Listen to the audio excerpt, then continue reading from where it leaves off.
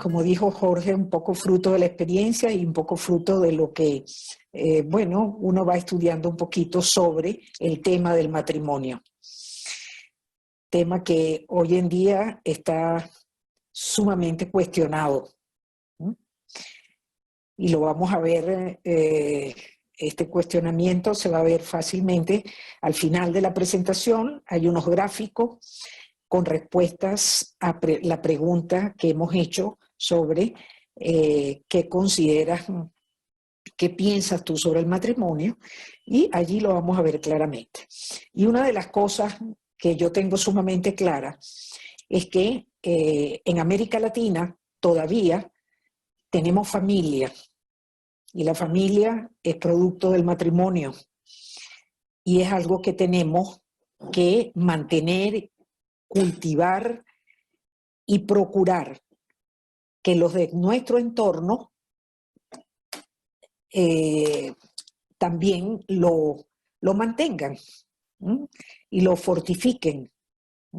Porque es en la familia donde se forma el ser humano, ¿sí?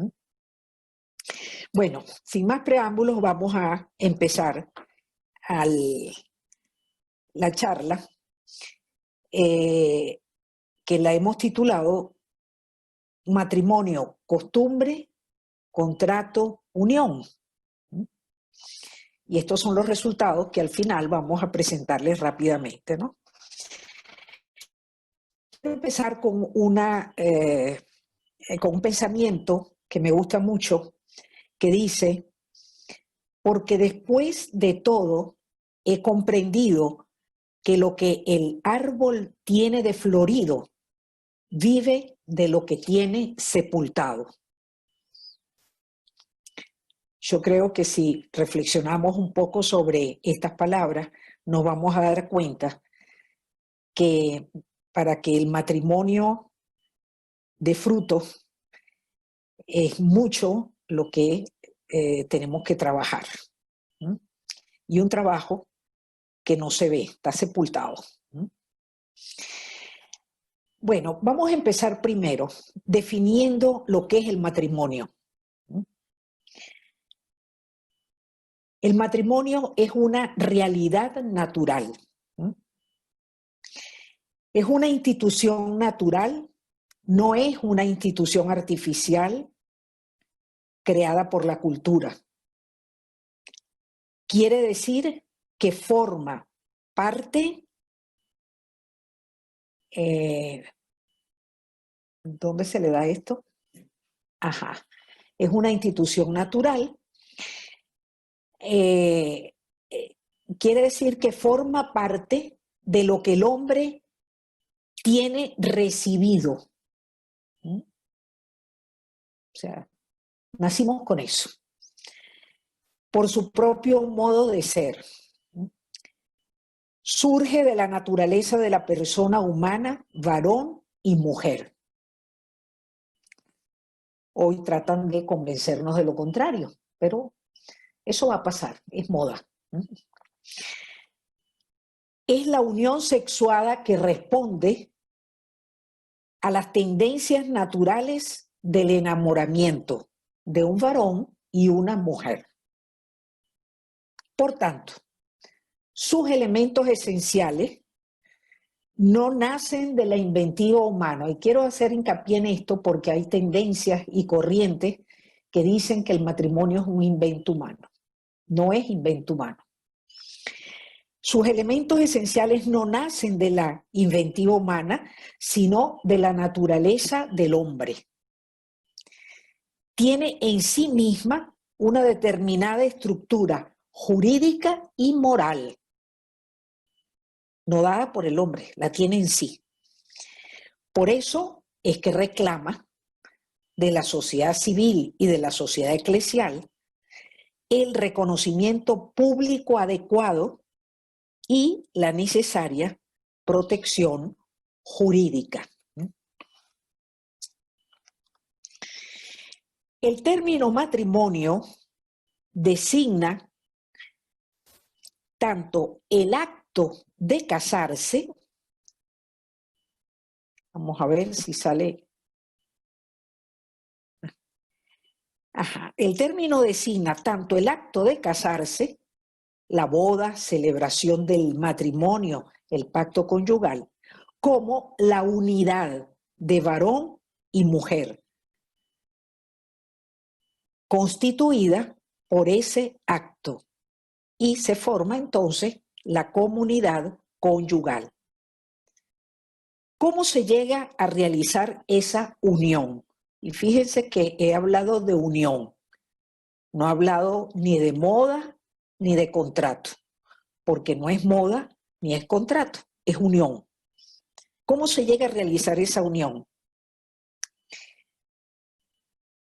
Hay unas palabras que aparecen, pero fíjense que son exactamente lo mismo en la parte civil, pero no tenía a mano lo civil y apelé por lo que tenía a la mano en la biblioteca, unas palabras que aparecen en un documento del Concilio Vaticano II que dice lo siguiente: la íntima comunidad conyugal de vida y amor se establece sobre la alianza de los cónyuges, es decir, sobre su consentimiento personal e irrevocable.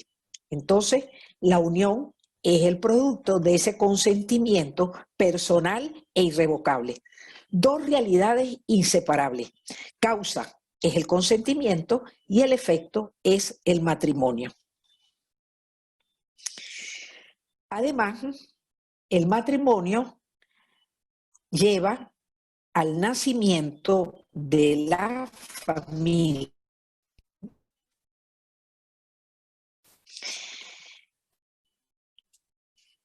Vamos ahora a otro aspecto del matrimonio, además de lo que hemos dicho como unidad, como realidad natural. Vamos ahora a hablar un poquito sobre el pacto conyugal. Ese pacto conyugal que acabamos de decir que es causa eficiente del matrimonio. He querido hablar de esto porque hay mucha confusión hoy en día. Y es necesario que se conozcan las cosas como son para que no haya distorsiones y no se cometan acciones que luego tienen consecuencias graves por ignorancia, ¿no? Entonces, ese pacto conyugal es causa eficiente del matrimonio.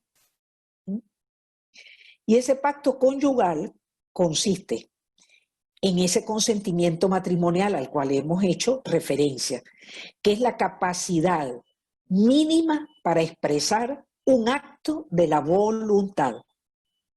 Un acto de la voluntad proporcionado a una decisión tan importante como casarse.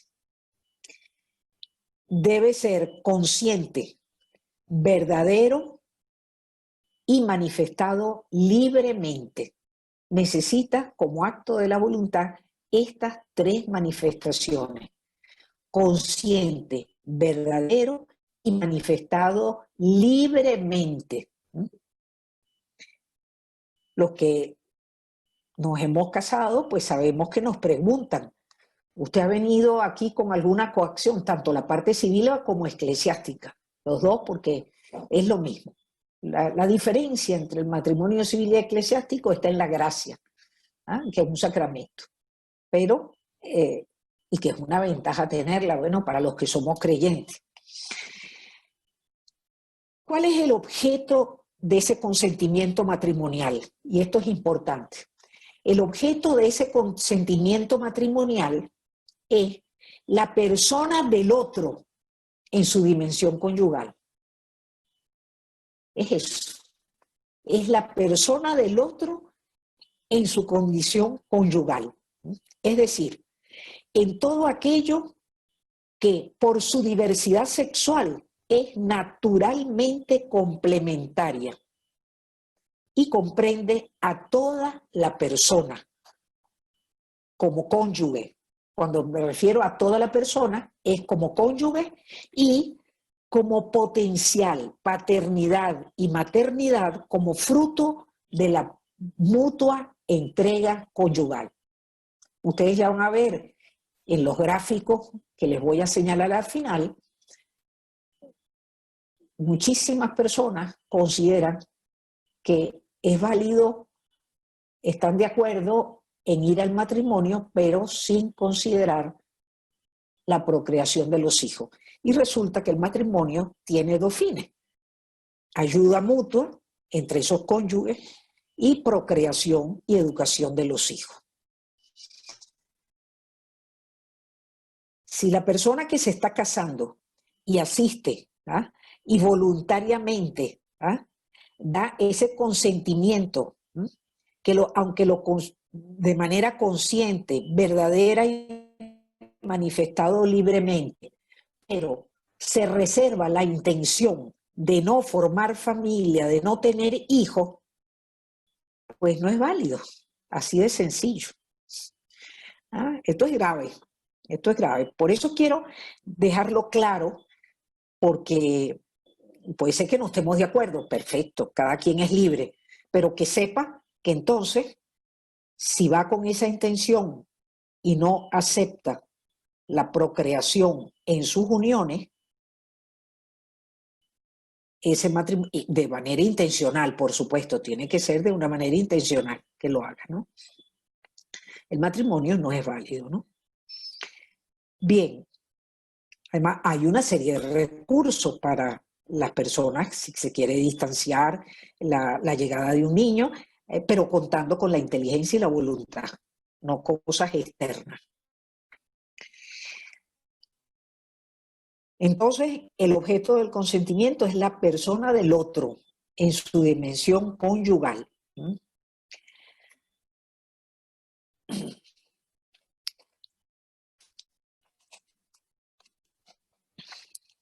Ese consentimiento, mediante ese consentimiento se hacen partícipes de un destino común y están llamados a establecer una comunidad fiel y fecunda de vida y amor. Fiel y fecunda de vida y amor. Miren, en Venezuela y en América Latina existe el machismo. Esta corriente en donde el hombre considera que a él no le toca ser fiel. La mujer sí debe serlo, pero el hombre no. Y resulta que un hombre machista que se case tiene que saber, que tiene que formar una comunidad fiel y fecunda, pero con su esposa, no con otra, de vida y amor, estable y permanente. Esto es importante.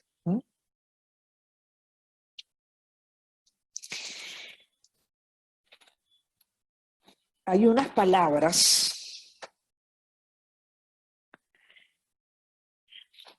que se las voy a leer de Juan Pablo II, una de las personas que más ha escrito sobre matrimonio, sobre noviazgo y sobre personas, que dice: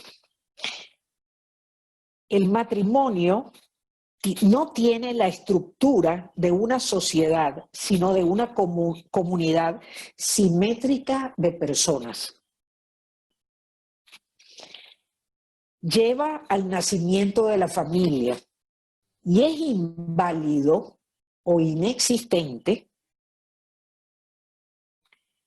el matrimonio que no se contrae con miras a constituirla. Esto no lo estoy diciendo yo. El matrimonio no puede a veces llegar a transformarse en familia y este hecho no vulnera su esencia, sino se puede llegar porque hay un impedimento por parte de uno de los dos cónyuges. En efecto, la razón de ser del matrimonio no es únicamente la de fundar una familia, sino sobre todo la de constituir una comunidad, Esto es, dos personas recíprocamente entregadas a buscar su bien objetivo. Y esto es lo maravilloso del matrimonio, es buscar el bien del otro.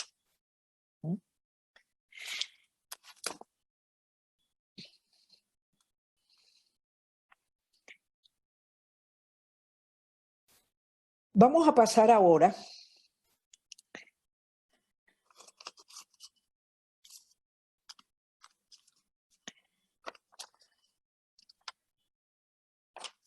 a esa vivencia de un amor sexuado sólido, es decir, conservable, desarrollable. Y digo sólido porque hay un sociólogo alemán que habla del amor líquido. Es un amor que se escurre entre los dedos.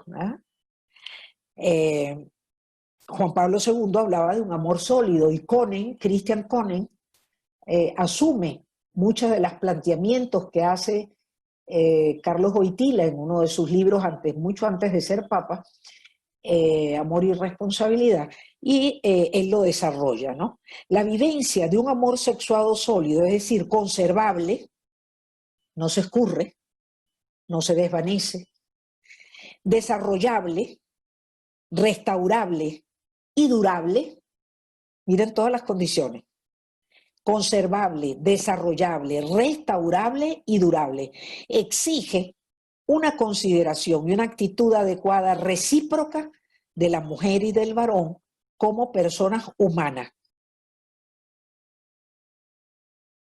Y entramos aquí al término de personas humanas. Varón y mujer son personas con características que no encontramos en ningún otro ser vivo y designamos, encontramos que el varón y la mujer tienen unos atributos personales. ¿Cuáles son esos atributos personales?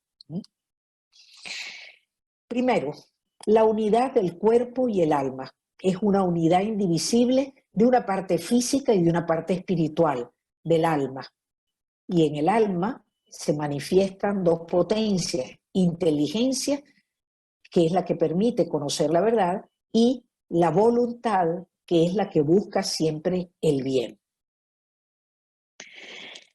Además de ser esa unidad de cuerpo y alma, es alguien, no algo. Es alguien, no algo. Tiene vida interior, vida íntima o vida espiritual, lo cual la separa del mundo de los animales y las plantas. Las plantas no tienen vida interior. La persona además no es solitaria. No es simplemente parte del mundo. Lo puede modificar, puede dominar su propio tiempo al servicio de sus decisiones. Otra característica, se realiza por el amor, a través del servicio y perfeccionamiento del otro. Cuando yo ayudo mutuamente a mi cónyuge, al otro, yo me estoy perfeccionando. Y es un servicio que estoy prestando, pero a la vez me perfecciono yo. Quiero leerles otro testimonio.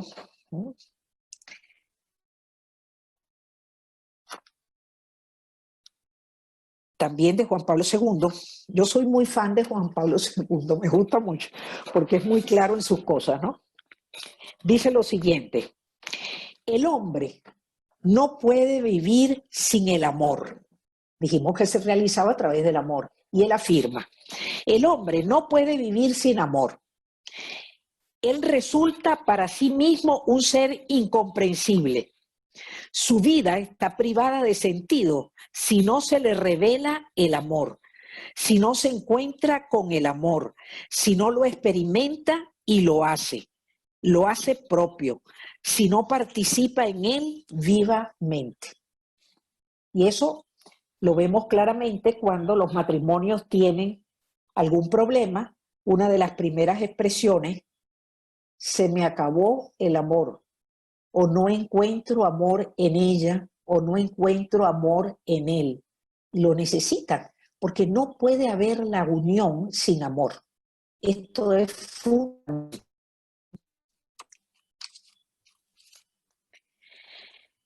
Descubro que el otro es persona, igualmente lo soy yo, singular e irrepetible a través de ese amor. Me doy cuenta que el otro es distinto a mí.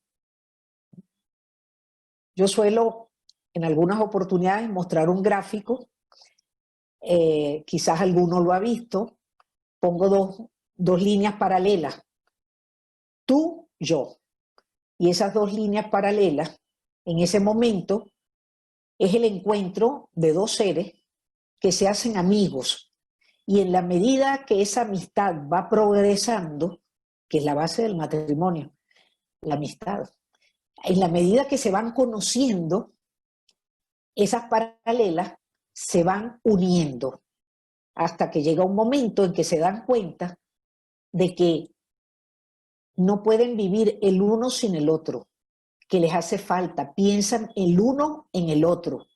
¿Ah? Les puedo contar una anécdota. Yo conocí a mi esposo, a Luis Ernesto, en una escuela de alfabetización de adultos. Él daba clases de matemáticas a personas adultas en aquella época de ACUDE. Y bueno, éramos muy buenos amigos. Planificábamos las clases, él ayudaba muchísimo en la parroquia, pasando películas. Yo estaba en la Juventud Católica, entonces él se encargaba de pasar películas. Bueno, fuimos haciéndonos muy amigos, pero éramos amigos. ¿Ah? Yo valoraba sus ideas, sus acciones, él valoraba las mías. Y llegó un momento en que yo me tuve que ir a trabajar a Oriente. Trabajaba en la universidad, estudiaba sociología en ese momento y trabajaba, y me mandaron a hacer unas encuestas a Caripito. Y cuando yo iba en el carro por aquella carretera de Oriente que nunca había transitado, ¿saben en quién empecé a pensar? En Luis Ernesto. Hasta ese momento era amigo y teníamos una relación de trabajo, ¿ah? Maravillosa. Pero resulta que en esa carretera, cuando yo veía el mar, las islas, aquello precioso, empecé a pensar en él y empecé a darme cuenta que lo conocía tanto que sabía que eso le iba a gustar. El chofer del carro de repente puso también música, y era música clásica. Y pensé, uy, esto también, qué casualidad, esto también le gusta a Luis Ernesto. ¿Por qué?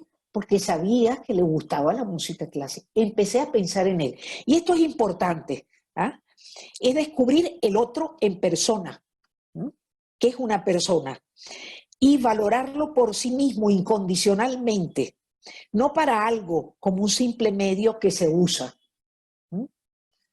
Yo empecé a valorarlo no como un medio, ¿ah?, que lo usaba como profesor de matemática, y yo estaba al frente del colegio del Centro de Alfabetización de Adultos. No, era otra persona a quien yo conocía en sus ideas, en sus valores, lo que quería, lo que pensaba. Esto era importante.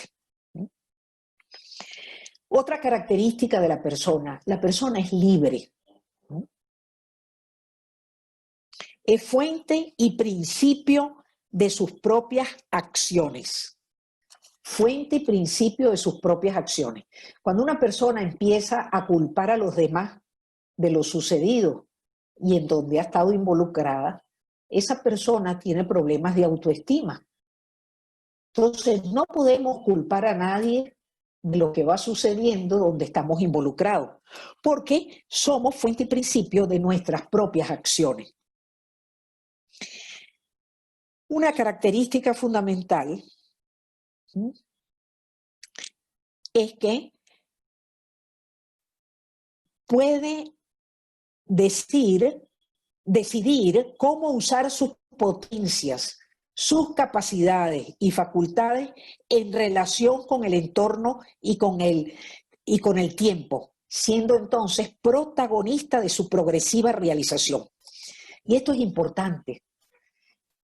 Los papás tenemos que enseñar, aunque estamos hablando del matrimonio y no de los hijos y los papás, pero se me ocurre en este momento que los papás tenemos que tener claro que al educar a los hijos tenemos que hacerlos protagonistas de su vida. No les podemos suplir, no les podemos hacer las cosas que ellos saben hacer. Tenemos que ellos asuman el protagonismo de su propia vida, porque es una de las características de la persona y se tiene que ir desarrollando como tal. Es capaz de perseverar en querer el bien elegido por encima de las dificultades o de la atracción de aquello que el medio le ofrece bajo otro aspecto de bien. O sea, está claro, si mi inteligencia motiva mi voluntad para yo hacer la selección de un bien y estoy convencida, puede ser que esté equivocada, pero si estoy convencida que ese es el bien que quiero, yo tengo que perseverar en eso. No puedo cambiar. No porque me venga a decir una amiga o un amigo, mira, es que esto es mejor por esto y esto. Bueno, me lo tiene que demostrar y darme yo cuenta que lo que me están ofreciendo es mejor. Pero mientras no me dé cuenta racionalmente, me mantengo en mi bien. Esto es importante. Por eso a los hijos hay que hacerles pensar, porque no desarrollan esta capacidad de pensar y por lo tanto no se pueden muchas veces mantener en el bien que seleccionen. Cada acción, a la vez que produce sus efectos transitivos, cuando la persona libre, entonces cada vez que produce sus efectos transitivos, deja una huella y una inclinación directiva en la voluntad. Y esto es importante y los que están en los grupos PEF se dan cuenta las dificultades que tienen a veces en los planes de acción. Y dicen, bueno, pero es que no me salió, es que tuve tal dificultad. Bueno, esto es un problema, que se den cuenta que si se deciden de forma intencional y sistemática a lograr un objetivo, de forma libre, eso deja una huella y una inclinación en la voluntad, en las disposiciones de la inteligencia y de la sensibilidad. Por ejemplo, lo vemos con los niños. Quien miente no solo produce una mentira, sino que puede hacerse mentiroso. ¿Por qué? Porque eso va dejando una huella en su inteligencia, en su disposición de la inteligencia y de la sensibilidad y en su voluntad.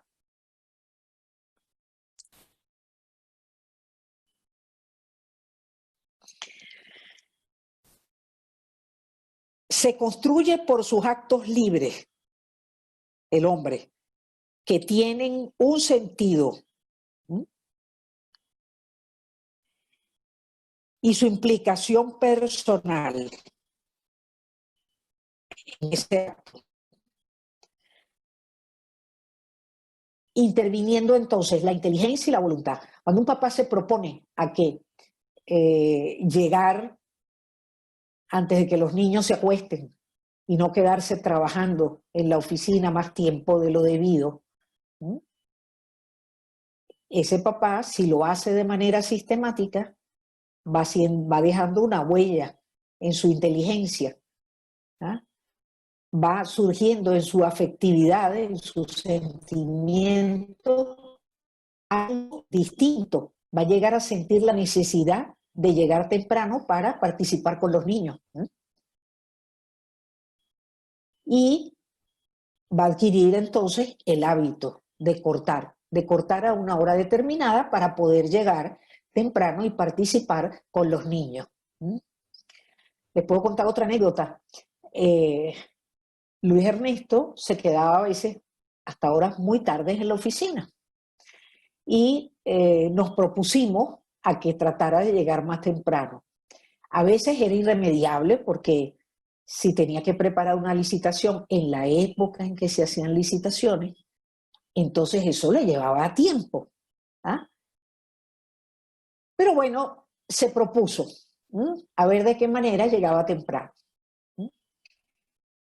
Lo que eso significó para los niños, porque al llegar el temprano, y todavía los grandes ya están casados, se deben acordar, él empezaba a correr por toda la casa antes de acostarse, cosa que me parecía a mí horrible porque los alborotaba, pero esa era la forma que él quería relacionarse con los niños, a montar caballito.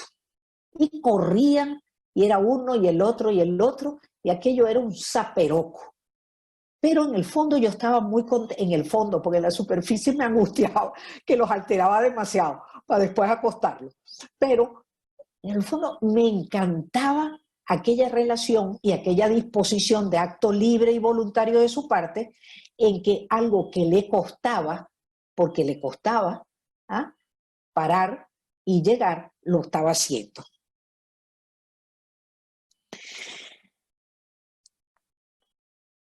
Es importante, o sea, cuando él hacía eso, había una causa y una intención. Y es importante que como personas sepamos la causa y la intención de lo que nos mueve. Por ejemplo, para un padre no es lo mismo cuidar a sus hijos por evitar una denuncia por maltrato, los que estén separados, o una discusión con su esposa, que hacerlo por amor a sus hijos. La causa es distinta.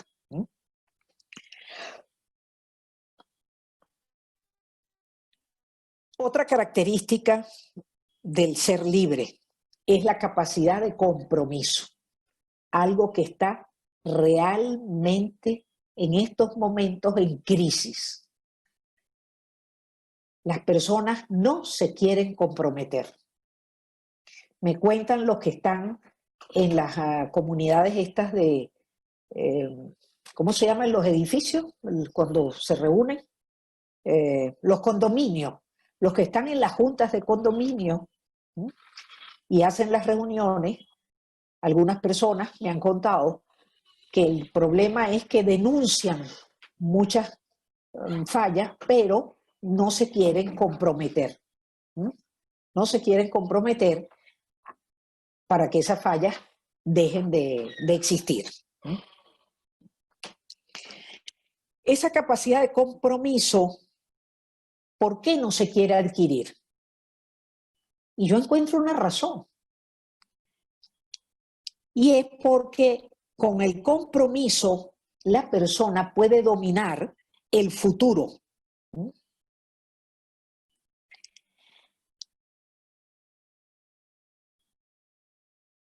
Y al dominar ese futuro, eso implica una serie de acciones de parte de uno a ese compromiso. Pero nos damos cuenta que si nos comprometemos, eso le va dando un mayor sentido a nuestra vida. Y eso es importante. La persona que no se compromete no le da a su vida un sentido.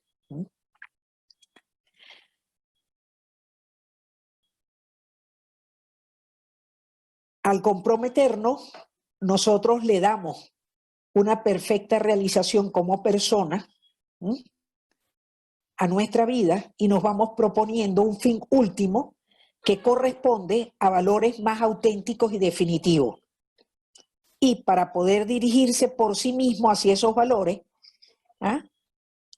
es la elección que vamos haciendo de las cosas en las cuales nos vamos comprometiendo.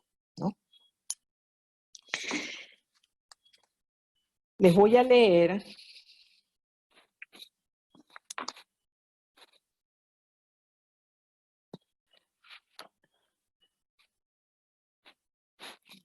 no lo traje. Bueno, no importa. Entonces, lo que nos tiene que quedar claro es que la persona es fuente y principio de sus acciones, ¿m? Como persona libre. Esto es muy, muy importante.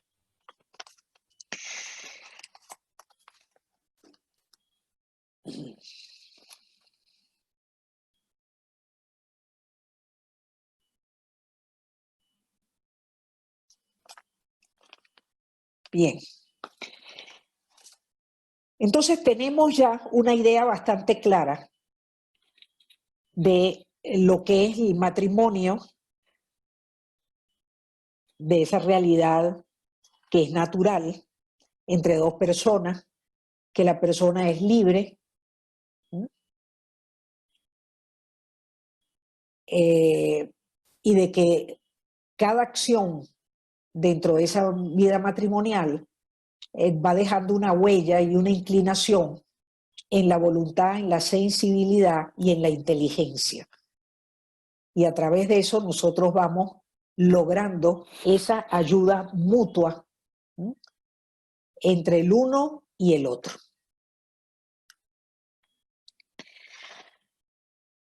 Vamos a pasar ahora a unos gráficos. No sé cómo estamos de tiempo.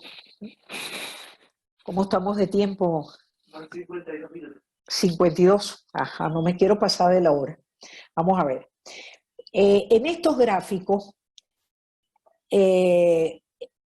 está representado el resultado de las distintas respuestas que recibimos a la pregunta, ¿sí?, ¿qué es el matrimonio? ¿Sí? Rápidamente vamos a verlo. Como compromiso o decisión o por amor, ¿sí?, hay solo un 19%.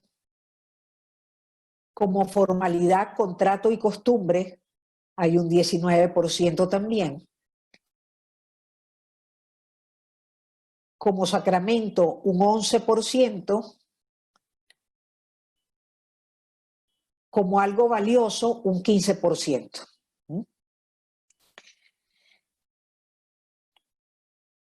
¿Por qué y para qué?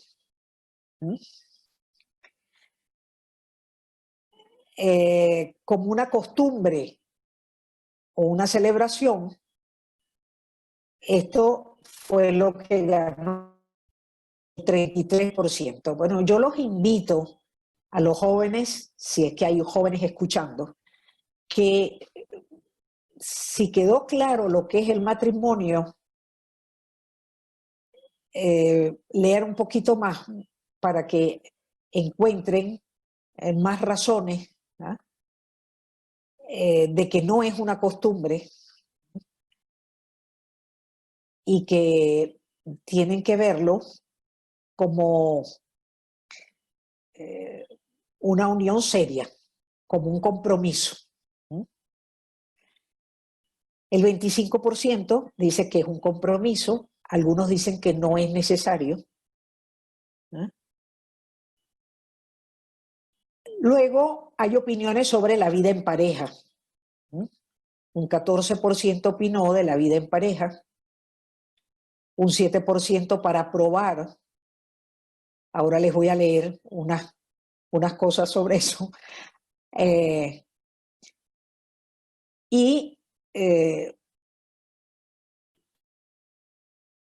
Practicidad y conveniencia, un 3%. Ok. El cómo casarse, si por la iglesia o por civil, están empatados prácticamente. Sí, están empatados. ¿Ah? Fíjense que hay una tendencia cada vez a casarse menos, a administrarse menos el sacramento. Cada vez hay una tendencia a eso. Y en los cursos prematrimoniales, nosotros vemos cursos numerosos, porque son de 30 y pico de parejas, y sin embargo, lo están haciendo como costumbre, no por administrarse el sacramento de una manera consciente.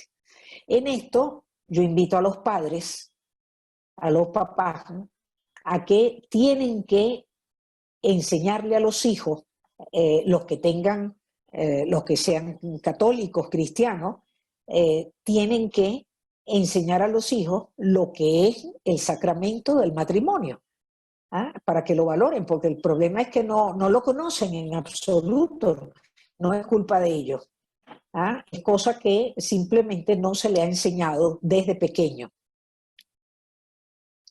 ¿Cuándo casarse? Oh, esto se ha cambiado, ¿ah? Mi abuela se casó a los 15 años, yo me casé a los 21 o a los 20, no me acuerdo, y ahora las personas no quieren casarse antes de los 30. ¿Ah? Bueno, ha cambiado la sociedad, por supuesto. Lo importante, yo veo que no es el cuándo, por la edad, porque estas respuestas alucían a que, bueno, tengo que hacer el posgrado, tengo que tener un carro, tengo que hacer esto, tengo que hacer lo otro, una serie de actividades externas. Lo importante es que la decisión de casarse sea cuando realmente hay conocimiento mutuo en ambos miembros de la pareja. Esto es lo importante, cuando se conocen, porque no se conoce a la pareja en la cama, en absoluto. A la pareja se conoce a través del diálogo, de la comunicación, de compartir, ¿ah?, compartir cosas que interesen a él y a ella. El que yo me interese por cosas que a mí no me importan, pero que al otro sí, y me intereso por esas cosas. Eso es importante. Yo recuerdo cuando Luis Ernesto me invitaba, él trabajaba en despachos de carga aquí, y me mostraba aquellas pizarras, aquellas, no eran pizarras, eran, bueno, yo lo veía como una pizarra, pero unas pantallas gigantescas, y él me empezaba a explicar aquellas pantallas de las conexiones, cuando se caía la línea, cómo se conectaba, cuando era por un rayo, cuando era por un palo, cuando era por otro. A mí aquello, honestamente, que no me interesaba, pero a él sí le interesaba. Y como a él le interesaba, a mí me interesaba escuchar sus explicaciones y aprender un poquito de lo que estaba allí puesto. Esto es importante, pero eso implica una disposición, eso implica el querer hacerlo, ¿sí?, y es lo que hay que hacer. Entonces, no es tanto los años, creo yo, ¿ah? Aunque la sociedad ha cambiado y hay que tomar en cuenta una serie de parámetros que antes no se tomaban en cuenta, pero lo más importante es la edad, lo más importante es la comunicación que permite el conocimiento de la persona. Yo no tengo que acostarme con una persona. Hay una cosa que me mandó una de mis hijas de Suecia, muy interesante, vamos a ver si queda chance para leérselo, de una muchacha danesa, ¿ah?, que su propia mamá le decía, y te vas a casar sin vivir antes con él. ¿Mm? Bueno, pues es la costumbre en Dinamarca y en Suecia y en Noruega. Entonces, bueno, y la mamá ya llevaba como 3 o 4 maridos, ¿verdad? Entonces, bueno, entonces lo importante es eso, conózcanse, pero a través de la comunicación. La duración, bueno, abierto al divorcio supera el 57% y para toda la vida un 42%. Esto es producto de la sociedad actual en la que estamos viviendo, en donde, bueno, la persona llega muy fácil al divorcio, aún en situaciones que pueden salvarse el matrimonio. ¿Por qué? Por falta de capacidad de sacrificio, por falta de una comunicación asertiva continua, porque se involucra mucho la familia de uno de los dos. Bueno, hay muchísimas razones, pero cuando en la asesoría familiar, en las asesorías que yo recibo, ponen las causas, miren, gracias a Dios muchos se pueden salvar, porque es que no han analizado la situación. Así que yo espero que en Venezuela se supere un poquito más eso del divorcio y duren más los matrimonios otra vez. Tener hijos, bueno, sin hijos supera 50%. Esto, bueno, ya les dije lo que ocurre si es de una manera intencional, no hay matrimonio. Y esto hay que pensárselo. ¿Ah? Luego, noviazgo, matrimonio, etapa previa del noviazgo, es muy importante. Es en el noviazgo donde se prepara el matrimonio. Los de sin relación, 40%, y algo de relación, 20%. Hay que preparar el matrimonio. Esto es importante y hay que lograr que estos cursos prematrimoniales de fin de semana se terminen. Eso no sirve para nada. Lo que hay que lograr es una formación mínima de 6 meses antes del matrimonio, en donde se analice la parte económica, la educación de los hijos, la parte del tiempo de hobby, etcétera, ¿ah? Para tener un piso, que esto no se vaya a terminar. Bien, preguntas frecuentes. En esto de preguntas frecuentes me voy a basar en un libro de Christian Koenen que se llama El amor en tu camino de vida. Y vamos a ver, una de las preguntas que hacen unos jóvenes: ¿para qué casarse? ¿Por qué no convivir simplemente?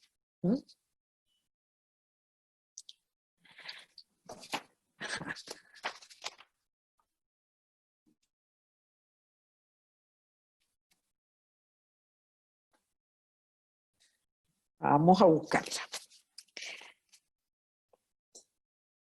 ¿Para qué casarse? Le contesta Christian Koenen: para llevar un hombre y una mujer su capacidad de amarse y por lo tanto de ser y hacer feliz al otro, a un nivel que no es igualmente alcanzable y desarrollable si uno no se casa y opta por una relación meramente afectiva, convencional. El amor, además de afecto, es razón. Y llega un momento en que yo quiero a quien quiero querer, aunque tenga ganas de tirarlo por el bajante de la basura. Y esto es importante. La felicidad humana es directamente proporcional al desarrollo de la capacidad de amar. Una persona puede ser tanto más feliz cuanto más desarrolle su posibilidad de dar y darse a otros. Y esto no se logra sino en el matrimonio. Casarse es precisamente realizar un acto de amor original o único de entrega total de sí en tanto varón y en tanto mujer, que les da a sus protagonistas la posibilidad de conservar, cuidar, hacer crecer y autorrestaurar la relación de amor de una forma sustancialmente superior a la que se tiene si no se realiza el casamiento. Vamos a otra pregunta. Para casarme, ¿necesito expresar el consentimiento matrimonial ante una autoridad? Muchos me dicen, pero es que yo no necesito el papelito. ¿Ah? Yo no necesito ese papelito. Vamos a ver qué nos dice Christian Koenig, ¿no? La autoridad, la ceremonia y el papelito matrimonial no son elementos esenciales del matrimonio natural. Dijimos que era natural. Desde el siglo XVI, la presencia de la autoridad se comienza a exigir por la validez del matrimonio. Primero en la regulación legal canónica y luego en la civil, por razones de publicidad y de seguridad jurídica. Cuando las poblaciones o comunidades humanas eran chiquitas, todos se conocían y se sabían quién era cónyuge de quién, y no era necesario registrar las uniones matrimoniales para asegurar el cumplimiento del compromiso asumido en caso de incumplimiento por parte de alguno de los esposos. Pero cuando empiezan a crecer las poblaciones y aparecen las grandes ciudades, entonces surge esa necesidad. Y por eso expresar el consentimiento ante una autoridad es requisito de validez a partir del siglo XVI. Antes no era necesario. Otra pregunta. ¿Piensas que el matrimonio es para toda la vida?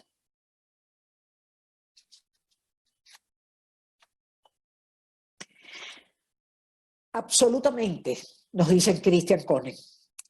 Aunque hacer lo posible es un trabajo para el hombre y para la mujer. Y es trabajo. Eso no es soplar y hacer botella, es un trabajo. Todo lo que vale la pena en la vida implica esfuerzo. También el amor, también el matrimonio. Pero vale la pena y es posible. Y miren, vale la pena. En esta cuarentena yo me he dado cuenta, ¿ah?, que si yo no tuviera a Luis Ernesto, yo no sé qué sería de mi vida, porque estamos los dos solos, gracias a Dios, con frecuencia y apoyo de los hijos, pero somos los dos. Somos los dos y yo soy la responsable de la comida, de lavar la ropa. Bueno, para la limpieza me están ayudando mis hijos, gracias a Dios ahora, porque es una casa, entonces nos mudamos para abajo. Decidimos, él mismo me propuso, me dijo, yo creo que mejor nos mudamos al cuarto que está abajo, ¿ah?, porque así tú vas a tener menos trabajo. Bueno, ha sido extraordinario y les puedo decir que yo creo que nuestro amor ha crecido enormemente, ¿ah?, en esta cuarentena. Y eso que él es despistado, yo tengo que dejarle papelitos escritos, las cosas pendientes de lo que él asume, pero las hace, ¿ah?, y compartimos. Y nos tomamos el cafecito sentados en el patio y vemos la luna llena y comemos afuera. Ha sido extraordinario, extraordinario. Y no salimos, no hemos salido, pero hemos compartido los dos. Y eso es suficiente y necesario para estar felices.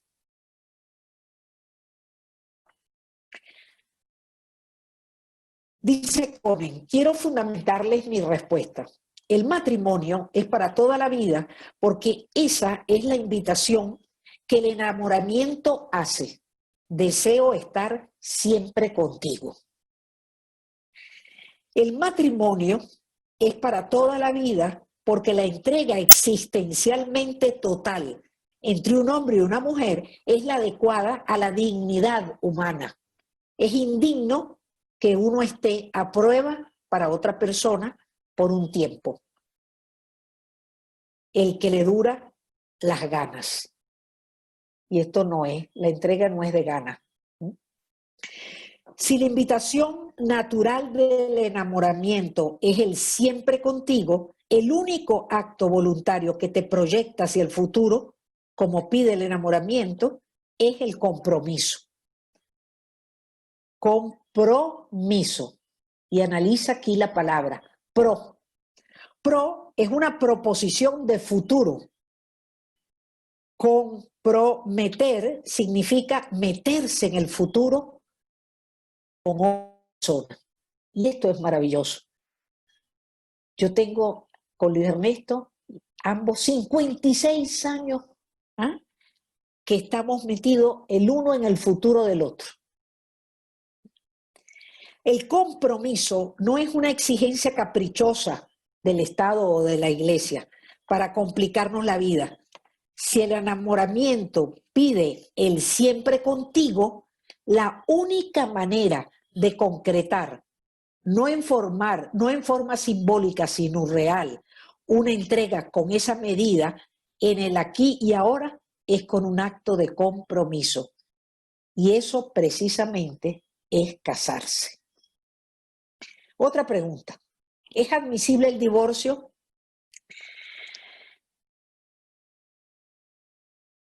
Bueno, él dice aquí lo siguiente.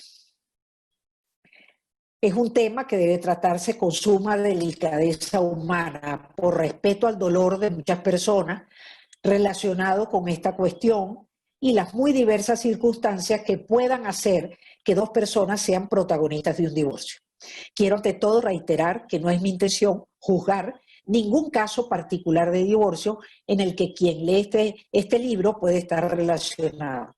Especialmente pido a los jóvenes que no juzguen a sus padres, entre otras razones, porque la generación de ellos no ha tenido la oportunidad que muchos jóvenes están teniendo de una educación más sistemática y completa en el amor sexual. Voy ahora a responderle. ¿Es admisible el divorcio? Si la autoridad civil, fíjense la respuesta que nos da. Conen es abogado y dedicado a la ayuda conyugal. Dice lo siguiente, si la autoridad civil o religiosa no casa, porque no casa, es la pareja la que se casa a través del contrato y el sí que se dan. Entonces, si la autoridad civil o religiosa no casa, no vincula, no conyuga, no esposa a los cónyuges, tampoco puede descasarlos o desvincularlos. Y esto es una verdad que no se dice y no se conoce. En otras palabras, no puede divorciar, que significa disolver un vínculo matrimonial válido existente entre un hombre y una mujer. Distinto es el caso de la separación matrimonial personal judicial, en la cual se suspende el deber de convivencia que tienen los cónyuges, pero sigue existiendo entre ellos el vínculo matrimonial, siendo el sentido original de la separación trabajar desde su distanciamiento corporal en la restauración de la convivencia posible entre ellos. Porque se separan y, bueno, los que acepten pueden buscar ayuda para ver si se puede restablecer. Y si se puede. Mi experiencia es que muchos se han dado cuenta de las razones que tuvieron para separarse y una vez superadas esas razones vuelven a estar juntos. Distinto es también el caso de la nulidad matrimonial, en el cual la autoridad declara que pese a la apariencia del matrimonio, porque existió una ceremonia, el vínculo matrimonial no llegó a concretarse, porque el momento de expresar el consentimiento uno o ambos cónyuges internamente, miren lo importante que es la intención que uno tenga, internamente no se entregó totalmente. Señores míos,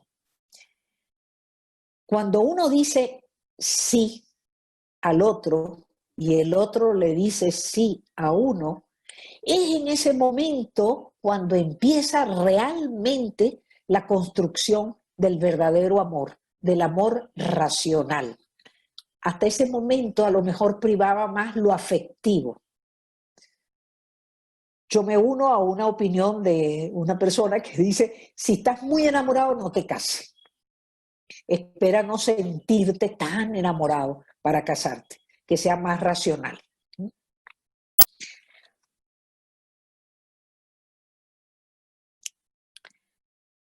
no lo hicieron libremente, no tenían aptitud psíquica para entregarse o para cumplir el compromiso matrimonial. Estaban afectados de un impedimento o no expresaron su consentimiento según la forma solemne legalmente prevista. La admisión del divorcio en la mayoría de las legislaciones civiles responde a la lógica del contrato. Oigan esto, a la lógica del contrato, que no es aplicable al matrimonio. Esto lo está diciendo un abogado especialista en esto. El casamiento es un acto de amor voluntario que genera una realidad de alianza, pacto a través del compromiso, pero esa realidad que es jurídica no es de tipo contractual. Bueno, estas verdades no nos las dicen, no lo dicen normalmente, ¿no? Bueno, vamos a otra de las preguntas.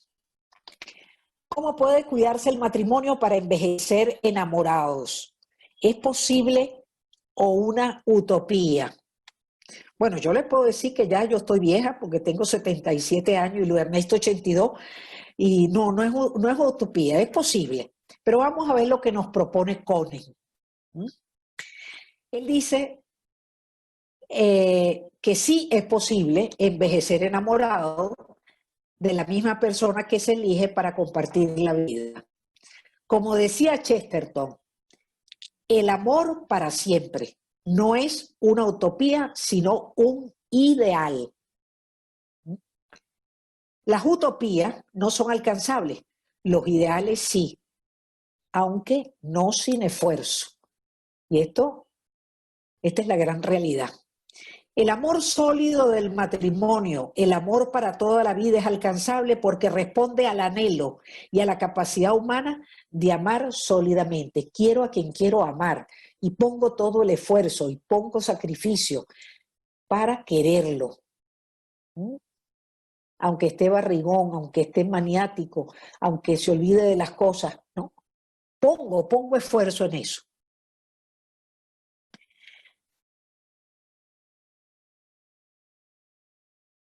Es posible identificar 10 necesidades básicas de la mujer, y con esto las voy a mencionar nada más porque no hay tiempo para dejar un poco de preguntas. Hay un libro de Willard Harley que se llama Lo que él necesita, lo que ella necesita. Y allí identifica 10 necesidades básicas de la mujer y del hombre. Necesidades que es posible vincular o relacionar con la naturaleza personal de ambos y también con su diversidad sexual. ¿Cuáles son esas 10 necesidades? Las voy simplemente a mencionar. El afecto. Hay que manifestarse el afecto y para eso cada quien tiene que conocer al otro para ver cómo es el afecto que yo le voy a manifestar, con una palmadita, pelándole los ojos, diciéndole alguna palabra dulce, llevándole una limonada, el afecto. Atractivo físico. Bueno, tenemos que arreglarnos porque resulta que el cuerpo es el lenguaje de la persona y tenemos que mantener el atractivo físico para agradar a quienes queremos, ¿no? En esta pandemia llegó una persona a la casa y me dijo, ay, pero ¿y para dónde va usted? Y yo le digo, para ninguna parte, estoy aquí en la casa. Ah, porque la veo tan arregladita. Bueno, es que hay que arreglarse. Yo le digo, bueno, me arreglo para Luis Ernesto. Yo me levanto y me peino, me pinto, me empolvo, me pongo zarcillo, me pongo collar. ¿Ah? Pero hay que arreglarse. Armonía sexual. Si bien el varón es más demandante cuantitativo de relaciones sexuales, la mujer es quien tiene mayor expectativa de armonía en las mismas. La armonía sexual es vivir la relación sexual como un encuentro personal donde los dos cónyuges, no solo el varón, experimentan placer, ternura y comunicación en una entrega total recíproca. La amistad. Bueno, tener buenos recuerdos, eso es importante. El otro día, Luis Ernesto me dijo, mira, encontré unas cartas del año, ya se me olvidó de qué año eran, creo que del 96 o 98, dentro de mi papel de reciclaje, que estaban enviadas, que él me había enviado a mí en una oportunidad cuando yo estaba haciendo el curso de orientación familiar en Navarra. Y bueno, él las encontró en su papel reciclable, las ordenó por fecha y cuando fuimos a merendar en el patio, frente a las matas y viendo el sol y con las nubes, empezó a leer aquellas cartas. Y miren, eso de recordar fue sumamente agradable, sumamente agradable. ¿Ah? Entonces, eso ayuda a que la amistad, ¿ah? Esos buenos recuerdos, aumente. Admiración. Ser admirado es una necesidad especialmente importante para el hombre. ¿Ah? Bueno, entonces admirar. La mujer que admire al hombre y el hombre admire a la mujer. Esto es importante. ¿Mm? Y a veces, bueno, uno tiene que ir enseñando al hombre, si el hombre no tiene esa capacidad desarrollada y es distraído, entonces, y uno se está arreglando, y bueno, qué sabroso que le digan, bueno, muy satisfactorio que le digan, ese collar te queda precioso. Bueno, pero a veces uno tiene que preparar el terreno como para que se lo lleguen a decir. ¿Ah? Y que vaya eso quedando como una huella en el cerebro de la persona hasta que lo aprenda. ¿Ah? Pero la admiración es necesaria, mutua. La comunicación íntima es otra de las características. La confianza, miren, la confianza, eso es importante. ¿Qué cantidad de problemas matrimoniales porque uno inspecciona y el celular del otro a escondidas? Esto es horrible y lo hay cada vez con mayor frecuencia.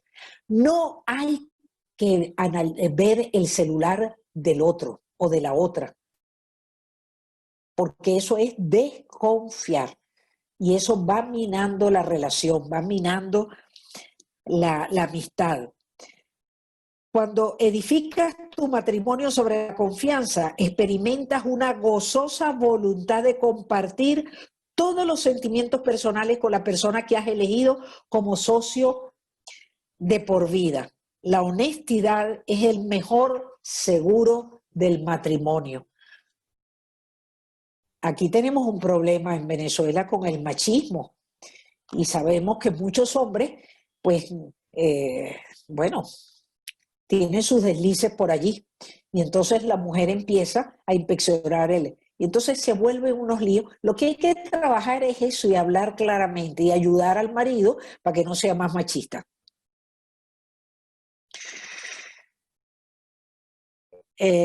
Compromiso familiar.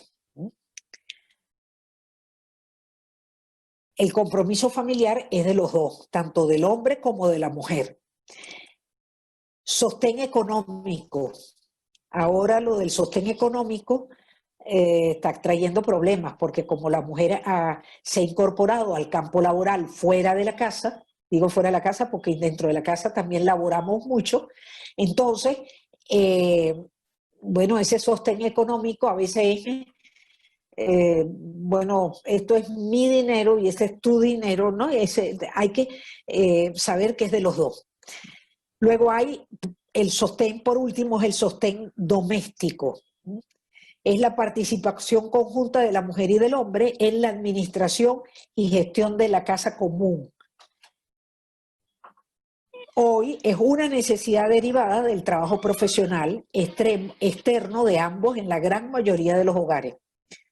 En la etapa de la vida matrimonial anterior a la llegada de los hijos, es generalizado encontrar disponibilidad de ambos cónyuges para lavar los platos, la ropa, limpiar la casa, cocinar y hacer la cama. es en la etapa conyugal en la que nacen los hijos, donde la cuestión de las tareas del hogar puede resultar problemática. Willard Hartley, en su libro, sugiere para evitar conflictos la puesta en práctica de los siguientes criterios. Y da 3 criterios. Identificar las actividades nombrando un responsable para cada actividad sobre la base de cuán importante resulta esa tarea para ese cónyuge. Segundo, asignar las actividades remanentes, esto no es con los hijos, es entre los cónyuges. Asignar las actividades remanentes al cónyuge que más desea que se cumplan. Y tercero, elegir aquellas actividades que al otro cónyuge le cuesta, pero que le importan, como modo de optimizar la expresión de afecto hacia su persona. Bueno, con estas preguntas terminamos. Había una lámina. Aquí está la... quería terminar con esta frase de Erich Fromm, que les recomiendo su libro El arte de amar. Dice, enamorarse es el súbito derrumbe de las barreras que existían hasta ese momento entre dos desconocidos. Y esas barreras no las terminamos de derribar, sino cuando nos meten en el cajón. Porque miren, yo he descubierto en esta pandemia cosas que no conocía de Luis Ernesto y estoy segura que él ha descubierto cosas de mí. Entonces, enamorarse es el súbito derrumbe de esas barreras que existían hasta ese momento entre dos desconocidos. Les invito a que hablen mucho, a que se comuniquen mucho, a que salgan solos, sin amigos, los dos. Semanalmente deben tener un encuentro solo, sin los hijos, sin los amigos. Hay que comunicarse para que no les ocurra lo que algunas veces escucho de pareja. Me llaman porque se han animado a las vacaciones que han visto, que les invito que salgan a unas vacaciones, vacaciones de un día, de 2 días. Y miren, 2 personas de esas me han llamado y me han dicho, Ninoca, aquí estamos, pero ¿sabes una cosa? Yo no encuentro qué decirle. Bueno, para que no ocurra eso, hay que comunicarse frecuentemente y vamos a saber qué encontrar, qué decir. Por lo menos un decir todas las noches te quiero y en las mañanas también cuando nos levantamos.